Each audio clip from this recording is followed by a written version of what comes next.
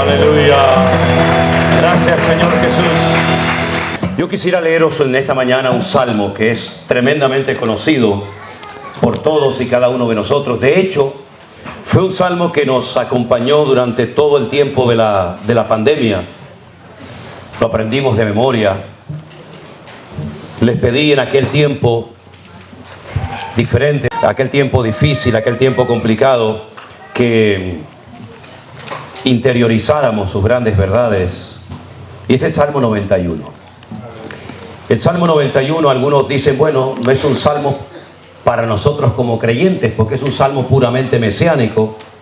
Bueno, yo creo que de los 75 salmos mesiánicos que hay en el Antiguo Testamento, aunque sean mesiánicos, aunque sean canciones, aunque sean oraciones, aunque sean, digamos, expresiones de sentimientos y de emociones y a veces hasta de angustia y dolor, yo creo que en todos y en cada uno de los textos de la Biblia nos podemos en un momento determinado sentir identificados y podemos decir, Señor, ese salmo, aunque vamos a decir así que es un salmo 100% mesiánico, que tiene que ver con tu amado Hijo, yo me siento identificado con Él.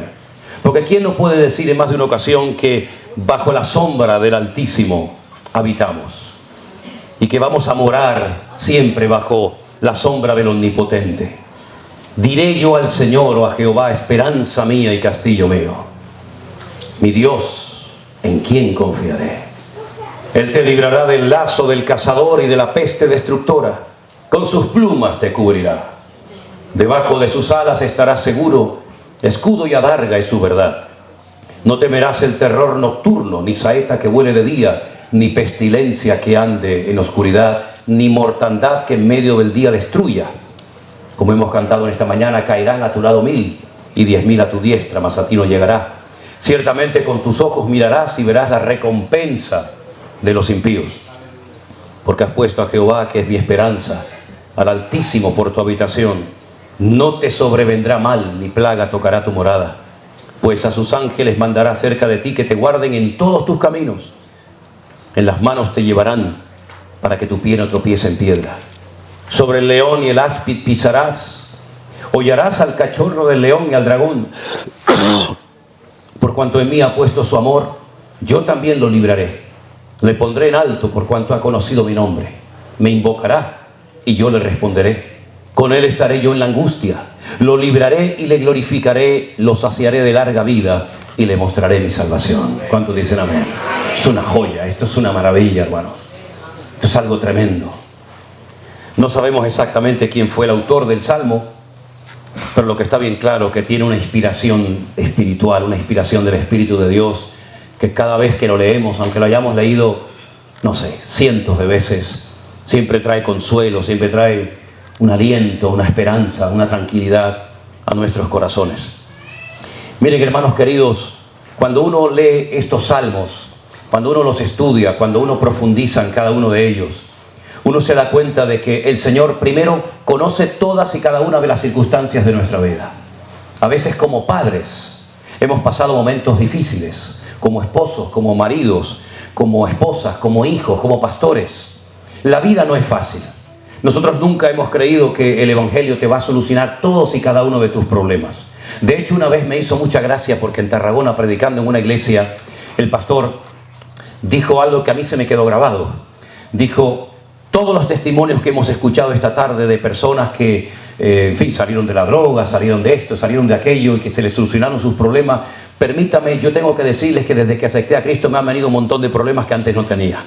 Y aquello me quedó grabado porque a veces pensamos que la vida cristiana pues es fácil, pero a veces hay obstáculos, hay luchas, hay pruebas y a veces pasamos por cosas que la gente ni se entera. Y tenemos que hacer como de tripas corazón, ¿no? Tenemos a veces que cerrar la boca, llorar internamente, pero todo ese dolor, esas pruebas, ese trato del Señor, que lo conocemos perfectamente, nos fortalece, nos acerca al Señor y sobre todas las cosas comenzamos a descubrir áreas del Señor que no las aprendió uno leyendo un libro o en un seminario o en una escuela bíblica. Porque es más lo que se aprende en el diario vivir que lo que se aprende leyendo un libro. Y miren que a mí me gusta leer y tengo cantidad de libros, pero hay cosas que uno tiene que experimentarlas en carne propia. Si tú nunca estás enfermo, ¿cómo sabes que tú ¿Cómo sabes tú que el Señor es tu médico divino? Yo puedo decir, y se lo decía en estos días a unos chicos que estaban por aquí trabajando, que yo puedo resumir brevemente en 3 palabras o en 3 frases mi testimonio. A mí el Señor me salvó, a mí el Señor me sanó y a mí el Señor me liberó. Yo sé lo que es la liberación del Señor, sé lo que es la sanidad en mi propio cuerpo y sé también lo que es la salvación de mi alma. Y todos y cada uno de nosotros como creyentes, desde el minuto 1 que aceptamos y conocimos al Señor Jesucristo como nuestro Señor y Salvador personal, comenzamos una carrera que aún no ha terminado, evidentemente, porque estamos aquí. Y en esa carrera hay obstáculos. Unos van más rápidos, otros van más lentos. El Señor a unos los trata de una manera, a otros los trata de otra manera. Pero me he dado cuenta en estos últimos años que el Señor nunca se equivoca cuando manda una prueba, una situación difícil o complicada a nuestra vida. Es decir, todas y cada una de las pruebas que Dios manda a nuestra vida son proporcionales a nuestro nivel de madurez. El Señor, cuando tuvo que probar a Abraham, sabía que esas eran las pruebas para Abraham. Las de David fueron otras, completamente diferentes. Y no es que el Señor tiene como estos magos que meten la mano y sacan palomas o lo que sea, sino que el Señor tiene preparadas las pruebas, las dificultades, los obstáculos que a ti te van a venir bien para crecer, para madurar, para acercarte al Señor y sobre todo para conocer a tu Dios en la práctica. Porque veo que a veces se predica de lo que Dios es capaz de hacer, pero luego predicamos desde la plataforma de la teoría. Y no hay mejor mensaje, no hay mejor predicación. No le da más credibilidad a una vida que aquello que tú has vivido en carne propia. Y a veces no estamos preparados para afrontar ciertas y determinadas pruebas. El mismo Señor Jesucristo dice que fue probado en todo. Y aunque era hijo, fue probado en todo. Y por lo que padeció, dice el libro de Hebreos, que aprendió obediencia. Siempre aprendemos algo de las pruebas. Que hay que orar más, que hay que ser tal vez más humilde, que hay que practicar más el perdón. En fin, cada uno de nosotros podríamos enumerar muchas cosas que hemos aprendido a través de las pruebas, a través de las dificultades. Pero vemos una característica importantísima, es que cuando Dios nos prueba no entendemos nada. Es como una de las características de la estructura de las pruebas, ¿verdad? No entendemos nada, luego Dios te está probando. Y fíjense qué interesante y qué profundo es este salmo, que hasta el mismísimo Satanás se lo mencionó al Señor Jesucristo cuando estuvo en el desierto y fue tentado por el diablo. Como dije en una ocasión y lo repito, Satanás solamente en persona ha tentado a 2 personas. Él tiene muchos demonios y muchos colaboradores, pero en persona él solamente fue a tentar a Eva y en persona solamente fue a tentar a Jesús. Nunca más fue él en persona a tentar a nadie o a hacerlo caer en pecado. A la mujer, porque sabemos que no es fácil convencer a una mujer, y al Señor Jesucristo porque se enfrentaba pues al mayor enemigo que Satanás puede tener en esta vida, ¿no? Fíjese, sin embargo, después cuando fue a tentar a Adán, no hizo falta que fuera el diablo. Con la mujer fue suficiente.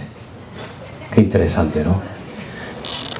El Señor Jesucristo, cuando oyó esta parte del Salmo, tírate del pináculo del templo si eres el Hijo de Dios, demuéstralo. ¿Saben? Tenemos que dejar ya de luchar tratando de convencer de lo que somos o de lo que tenemos en Cristo. El Señor sabe perfectamente lo que tú tienes y lo que tú eres. El Padre había dicho, tú eres mi Hijo amado, en el cual deposito toda mi complacencia, toda mi confianza, todo mi respaldo, lo pongo sobre tus hombros. Por lo tanto, Él no tenía que demostrarle absolutamente nada al diablo ni a nadie, porque ya el Padre había hablado. Y cuando Dios habla a través de su palabra, lo escrito, lo revelado, no necesita ningún tipo de confirmación. El Señor te ha hablado audiblemente en el caso de Jesús, a través de la palabra. No hace falta que necesites ningún tipo de confirmación. La mayor confirmación es que ya Él reveló y permitió que en su palabra estuviera escrita esa palabra. El Señor Jesucristo no entró en esa manipulación, en ese sacar un texto de su contexto para hacerlo caer en pecado, sino todo lo contrario. Era un gran conocedor de la Escritura, al fin y al cabo era la palabra, el verbo hecho carne. Y nosotros hemos llegado, y creo que tenemos que haber llegado ya a un punto de madurez y de conocimiento del Señor, que tenemos ya que aprender a discernir la voz de Dios. Cada día oímos miles de sonidos a nuestro alrededor. Por cierto, es una maravilla estar aquí por la tarde. Ni siquiera me quiero imaginar cómo será esto en primavera. El canto de los pájaros. Hemos hecho ahí una fuente en la entrada y por la tarde vienen un montón de palomas y de tórtolas y de pajaritos. Es increíble el sonido de la naturaleza, lo maravilloso que es. Pero aparte de ese sonido, que a veces en la ciudad no se escucha mucho que digamos, lamentablemente, cada día oímos un montón de voces. Pero es increíble ver cómo todavía hay creyentes que después de un montón de años todavía no saben si la voz que están oyendo es la voz de ellos, del diablo o del Señor.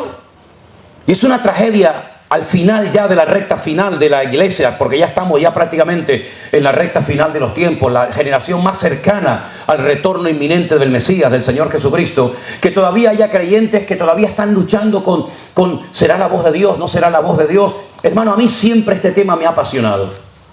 Porque yo veo gente en la Biblia que no leyó la Biblia, que no tenían pastor, que no tenían iglesia, que nunca se congregaron en ningún lugar, que no hablaron en lenguas, que no se bautizaron en agua, que aparentemente no tenían ni nada de lo que tenemos nosotros, pero que cuando Dios les hablaba lo entendían.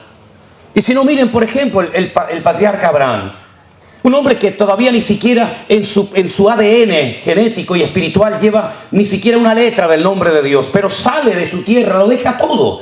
Deja padre, madre, casa, amigos, herencia, todo.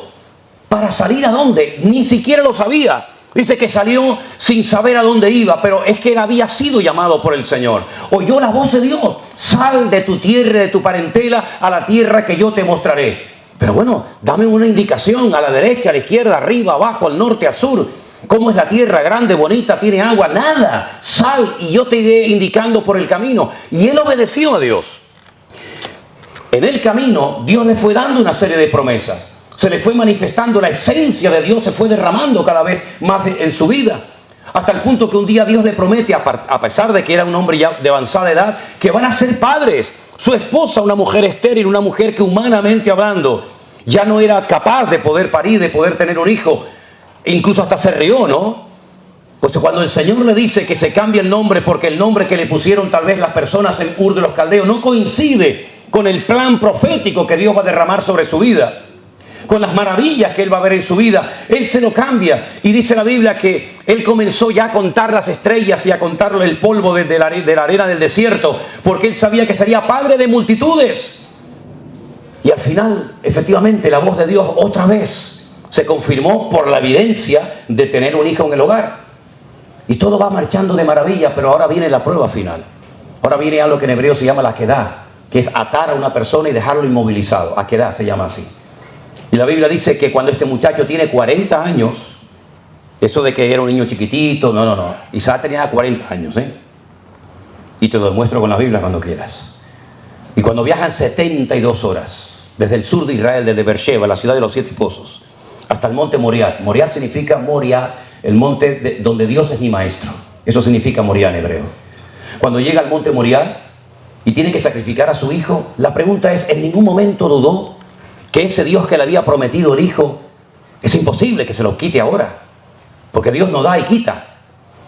Sin embargo, él no cuestiona la voz de Dios. ¿Cómo él sabía que era Dios el que le había hablado y no el diablo que quería obstaculizar la venida del Mesías?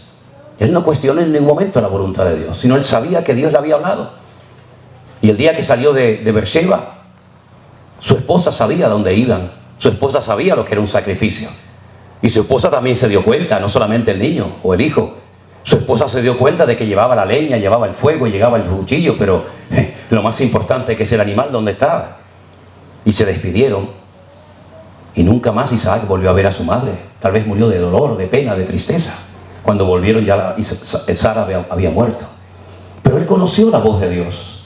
Y vemos a lo largo y ancho de la Biblia centenares y centenares de ejemplos de hombres que oyeron la voz de Dios. Fíjate, por ejemplo, Noé involucró a toda su familia, lo cual no es fácil, pero involucró a todos sus hijos, involucró a las esposas de sus hijos en la obra de Dios, en la construcción de un barco que era mucho más grande que todo esto. Un barco gigantesco. 120 años no hizo otra cosa este hombre más que construir un barco. Porque Dios se lo dijo, porque Dios le habló.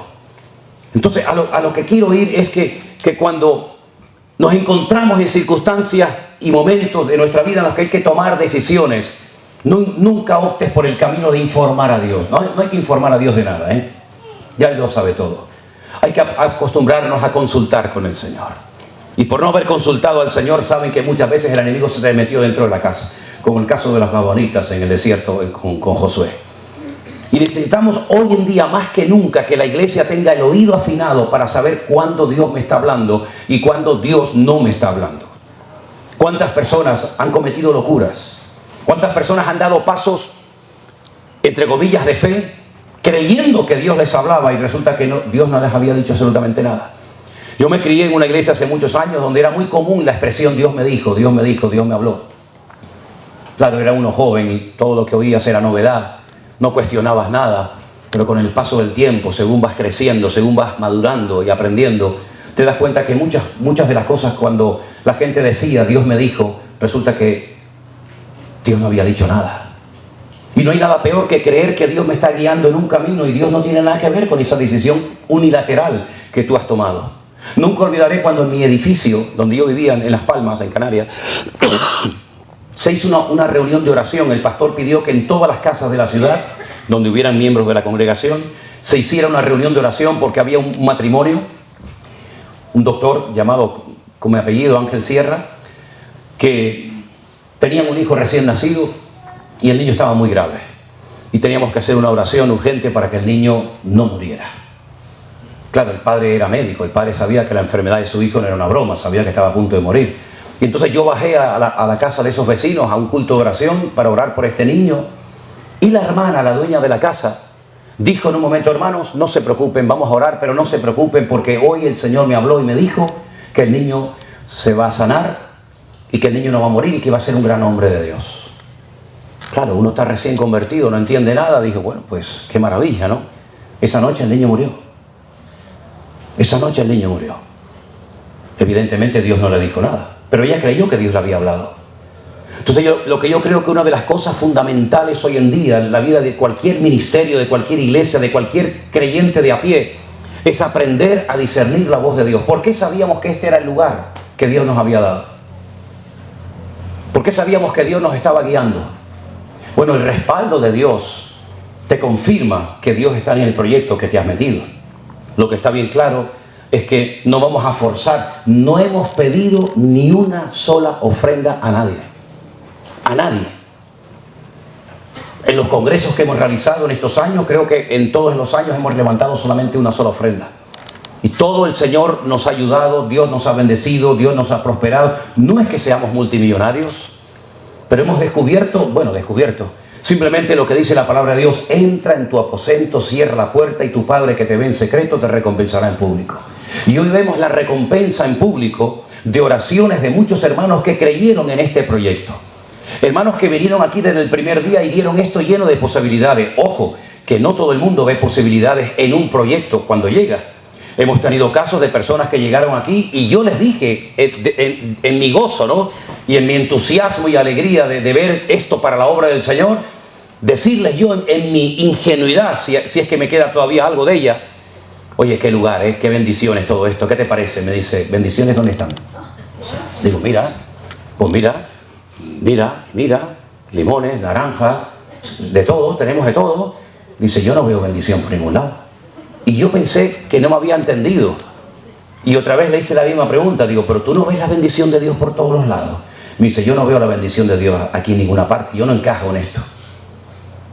Y le dije, bueno, pues está bien, no hay ningún problema. Yo no voy a forzar a la gente a ver lo que no quieres ver. Pero sí os voy a decir algo que a lo mejor a algunos les puede resultar un tanto chocante. Y permítame la comparación o el ejemplo. Cuando el pueblo de Israel estuvo a punto, ahí lo tenían, hermanos, delante de ellos, por fin la tierra prometida. La tierra que fluye leche y miel.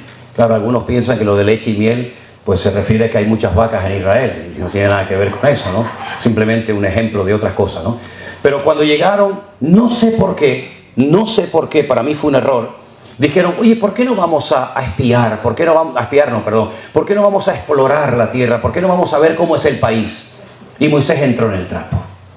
Qué lástima cuando un hombre de Dios, por tener contenta a su gente, permite cosas que tú en lo más profundo de tu corazón sabes que no hay que hacerlas, pero para tenerlos contentos o animados, o que no se desanimen y se vayan a otra iglesia, les dice, bueno, vale. Pero tú sabes que eso no es necesario. Si esa es la tierra que el Señor nos ha dado, ¿qué más da Si es bonita o fea, si es grande o pequeña, si es lo que Dios nos ha dado, es lo que Dios nos ha dado y aprenderemos a gozarnos, sea como sea. Amén, hermanos. Pues mandaron a 12 exploradores, no espías. La palabra espías y exploradores en hebreo es completamente diferente. Mandaron a 12 exploradores a cara descubierta durante 40 días. Recorrieron el país de norte a sur y de este a oeste. Cuando regresan después de 40 días, el día que regresaron, todo el pueblo estaba a la expectativa. Querían oír la voz de ellos, que iba a ser, entre comillas, Dios hablando a través de ellos. Porque Dios habla de muchas formas, ¿verdad? La gente estaba con esa ilusión, a ver cómo es, a ver cómo será la tierra, si es bonita, si es... 10 de ellos, todos conocemos la historia, ¿verdad? Dieron un informe tan terrible, se quejaron de la tierra. Hablar mal es maldecir, eso significa maldecir, hablar mal. Bendecir es hablar bien. Dice que provocaron un desánimo, una tristeza, un dolor tan grande en el corazón del pueblo que toda la noche el pueblo estuvo llorando en sus tiendas. Solamente 2, ¿sabéis, verdad? Josué y Caleb dijeron, por favor, es verdad, hay gigantes, es verdad que hay obstáculos, es verdad que hay ciudades tremendamente amuralladas, fortificadas, pero el amparo de ellos se ha ido, nuestro Dios está con nosotros, el que nos ha traído hasta aquí nos va a meter en la tierra prometida, los vamos a comer como el pan. Bueno, lamentablemente a veces la mayoría no tiene la razón. Por eso a veces las democracias en las iglesias lo único que traen son quebraderos de cabeza y problemas.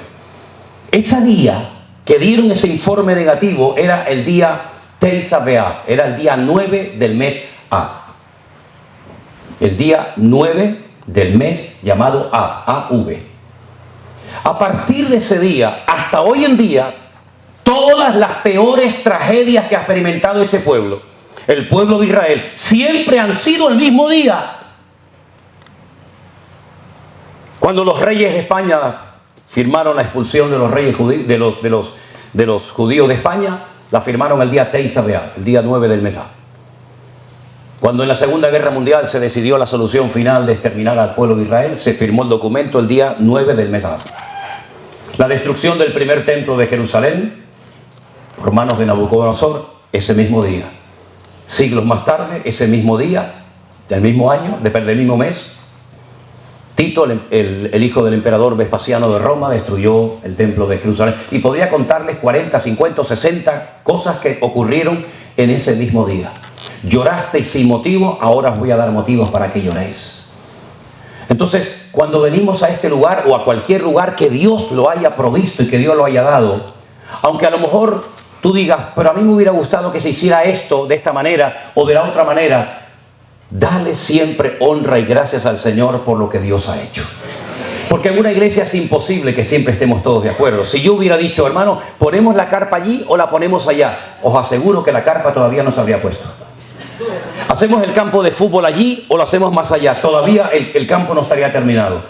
Vamos a pintar la iglesia, ¿de qué color? Uy, ¿cómo se te ocurra preguntar de qué color? La iglesia pasan 30 años y se queda sin pintar. En otras palabras, hermanos queridos, tenemos que aprender a acostumbrarnos a apoyar la obra del Señor, aunque a lo mejor a nosotros nos hubiera gustado que las cosas se hicieran de una forma diferente. Claro que hemos cometido errores. Por ejemplo, yo le voy a contar un error que cometí. Teníamos que guardar todas las herramientas, tenerlas bien clasificadas, bien ordenadas, en un contenedor. Entramos en contacto con una empresa de Alicante, creo que era de Alicante, que vendía contenedores. Tuvimos que pagarle la mitad por adelantado y el convenio, el contrato era la mitad que faltaba cuando llegara el camión y colocara el contenedor en su sitio. Pasaron los días y el contenedor no venía. Le pedí a Jorge el teléfono porque dice que a él no le contestaban. Yo llamé y al momento me cogió el teléfono. Se ve que tenía memorizado el anterior. Y le digo, hola, buenos días, mira, te llamo de aquí de Novelda, estamos esperando un contenedor hace días. Somos el Centro Evangélico Vida Nueva. Ah, sí, es verdad, tienes razón. No te preocupes, en 5 minutos te llamo. Me dijo 5 minutos, pero no sé de qué año. No sé qué año me va a llamar. El caso es que era una empresa ficticia y perdimos 600 euros. El contenedor que tenemos con toda la herramienta es otro que tuvimos que comprar. Claro, hemos cometido errores, no todo ha salido a la perfección, ¿no es cierto? Pero mis queridos hermanos, aquí de lo que se trata no es de buscar errores. Aquí de lo que se trata es de ver a Dios por todas partes. ¿Queremos ver fallos? Lo vamos a ver. Daros una vuelta y vais a ver 20.000 fallos. Pero queréis daros una vuelta y ver la fidelidad, la bondad, la misericordia del Señor, la vais a ver por todas partes. La empresa, el dueño el hombre que nos ha puesto el césped artificial en el campo de fútbol, antes de irse el otro día le dije que por favor viniera aquí para ver la carpa cómo había quedado. Y cuando entró, él es inconverso. Y me dijo, mira los brazos, los tenía así, como escarpia. Todos los pelos del brazo de punta, y le digo, ¿tiene frío? Y me dice, no, es que aquí hay muy buenas vibraciones. Aquí hay energía, digo, energía pero de la buena. Aquí hay energía de la buena, no de la del otro, ¿no? Y es un inconverso, pero notan, captan que el Señor está en este lugar con nosotros, ¿no? Y hermanos, tenemos que estar tremendamente gozosos y agradecidos por todo lo que Dios hace cada día en nuestras vidas. Porque hasta las cosas que consideramos normales son producto de los milagros que el Señor hace cada día por nosotros. Toda la comida que vamos a comer hoy, todas las cosas que podamos disfrutar y tener, todo es resultado no de nuestros méritos, todo es resultado de la misericordia del Señor. Porque si creemos que esto es porque nos hemos portado bien, porque nos lo merecemos, porque somos mejores que, entonces ya estamos cometiendo el peor error de nuestra vida. Nosotros somos un ministerio todavía con muchas carencias, con muchos defectos, con muchas cosas que tenemos que aprender, pero hay algo que tenemos que tener claro, es que amamos al Señor y lo que queremos es hacer las cosas para su honra y para su gloria. Y que el Señor nos siga dando esa fe, esa confianza para no decaer. Cuando yo me convertí, y voy terminando, al principio, y hablábamos del primer amor, había algunos hermanos que ya llevaban tiempo en el Señor que me decían, bueno, ahora estás en el primer amor, me decía, pero eso se va. Oye, yo me iba tan triste a mi casa porque yo decía, jolín, yo me encuentro tan bien aquí que llego el primero, no me quiero ir de la iglesia, estoy tan contento y esto se me va a ir. Y me decían, claro, eso es porque ahora estás en los primeros días, pero eso después se termina yendo. Eso es como el matrimonio, me decían. Claro, yo no estaba casado, me daba alergia al matrimonio, fíjate tú. Digo, ¿cómo es eso? Sí, claro, al principio todo maravilloso, todo precioso, ese lunarcito, ahora es la verruga que te molesta, tira para allá, que me molesta, que ronca, que no sé qué. Pero yo no he descubierto eso. A mí no me ha pasado eso a mí todavía. Oye, que yo voy a cumplir 64 tacos, ¿eh? Yo no soy ya un niño, ¿eh? Pero yo tengo hoy en día más ganas de servir al Señor que nunca. Estoy más ilusionado por la obra del Señor. Y yo cada vez que predico y cada vez que me subo a una plataforma, canto y dirijo o predico como si fuera lo último que voy a hacer en mi vida. Porque le dije un día al Señor, si yo voy a ser un profesional de esto, un profesional de la religión, que ya sabe, ¿no? Cómo entrar, cómo no entrar, cómo hablar, cómo no hablar. Señor, llévame a tu presencia. Yo quiero disfrutar del ministerio. Yo quiero disfrutar de la obra de Dios. La única cosa que tengo es que me queda menos tiempo del que ya he gastado. Pero bueno, por eso quiero vivir a tope, ¿no? Porque me queda menos, por una regla de 3. Pero yo quiero contagiarles a todos y a cada uno de ustedes de eso. Esto no ha hecho más que empezar. El Señor, hermanos, quiere hacer cosas preciosas. Y yo creo que en este lugar se van a convertir centenares de almas. ¿Cuántos dicen amén? ¿Por qué no miles? ¿Por qué no miles? Aleluya. Dios es bueno. Pero siempre tenemos que estar bajo la cobertura del Señor. Esa es nuestra verdadera cobertura. Estar siempre sujetos, siempre sometidos al Señor, ¿verdad? Consultándole a Él todo antes de hacer cualquier cosa en la vida. Aunque sea un deseo bonito, aunque sea algo bíblico, pero consulta, prepárate, aprende a esperar y a confiar siempre en el Señor. Y dice la Biblia, encomienda al Señor tu camino, confía en Él y Él hará. ¿Cuántos dicen amén? Gloria a Dios. Cierra tus ojos en esta mañana, hermano. Vamos a darle gracias al Señor. ¿Qué otra cosa podríamos hacer? Más que gracias. Gracias, Señor. No hay otra palabra mejor. Agradecidos por tu misericordia. Agradecidos por los hermanos que han venido a trabajar, a colaborar, a apoyar o a mirar. Agradecidos, Señor, contigo permanentemente por todo lo que hemos visto en estos meses y por todo lo que veremos.